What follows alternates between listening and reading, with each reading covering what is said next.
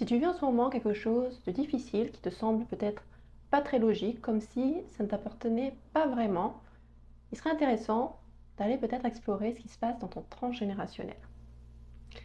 Quand on parle de transgénérationnel, donc il s'agit bien sûr d'aller voir les faits, donc dans son arbre généalogique, donc les prénoms, les noms, les dates de naissance, les histoires autour des personnes dans la famille, toutes les informations qu'on peut récolter, et de venir mettre ça en parallèle avec des ressentis.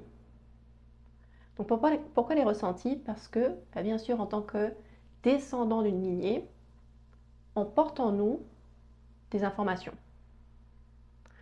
Tout ce qui s'est passé dans le passé nous est retransmis, de manière inconsciente bien sûr, mais tout est là.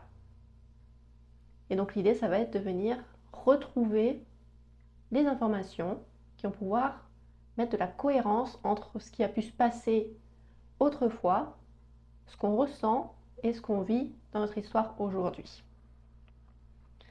Et quand on regarde un peu tout ça, quand on met ça en parallèle, on peut se rendre compte justement que certaines histoires du passé viennent faire écho avec ce qu'on vit. Et ça, c'est déjà la première étape, de venir comprendre, de venir mettre en lumière ce qui a pu se passer autrefois, de mettre de la conscience dessus. Et il ne s'agit pas d'aller chercher le coupable, d'aller blâmer les histoires du passé. Ce qui est passé, ce sont juste des faits qu'il faut repositionner dans des contextes. Mais de comprendre que ces faits ont une incidence aujourd'hui sur ce qu'on peut vivre et qu'on n'est pas obligé de continuer à porter le poids de ce passé. On peut choisir de s'en libérer et sans pour autant se dire qu'on est en train de trahir en fait l'histoire familiale, de trahir sa lignée. On reprend juste son propre pouvoir, sa propre place et on se libère d'histoires qui n'ont rien à voir avec nous. Et donc, une fois qu'on a fait ce travail de mise en conscience des histoires du passé, qu'on a fait le lien avec notre propre vécu, l'idée, ça va être d'aller poser un acte pour pouvoir aller à l'étape supérieure et se détacher en fait de cette histoire. Et donc, en fonction de ce qui s'est passé, de la charge émotionnelle qui est présente, soit on va venir couper un lien, soit on va venir réparer un manque qui a été vécu autrefois, soit on va peut-être initier un changement d'état, soit clôturer un cycle qui doit venir prendre fin, ou au contraire manifester quelque chose de nouveau. Donc ça va être en fonction de la charge. Et donc cet acte, on va venir poser du coup l'intention dessus que l'on cherche par rapport à la problématique. Et on va créer cet acte qu'on va appeler un acte symbolique, pour venir transcender en fait l'événement du passé qui pèse aujourd'hui.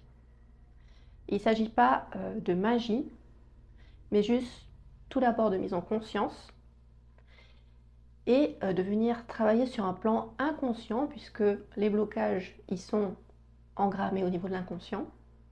Donc on va essayer de passer outre le mental et ses jugements en mettant le corps en action dans le concret, donc au travers de l'acte qu'on va choisir, pour que l'inconscient puisse venir observer et intégrer ce qui se passe et créer, programmer une nouvelle histoire. Mais là aussi, l'état d'esprit dans lequel on va faire ce travail-là, il va être très important. Parce que si on est dans une recherche absolument de vouloir se débarrasser d'un problème, on n'est pas dans le bon état d'esprit. Quand on vient explorer son transgénérationnel et qu'on cherche à se libérer d'un poids du passé, on le fait dans un acte d'amour pour soi, de respect pour sa lignée, et dans ce travail de compréhension de ce qui s'est passé, tout en comprenant que on n'est pas obligé de continuer à le porter. Donc il y a vraiment tout un processus à mettre en place avant de passer à cette étape d'acte symbolique et de libération, pour avoir un résultat et pour que ça ait du sens.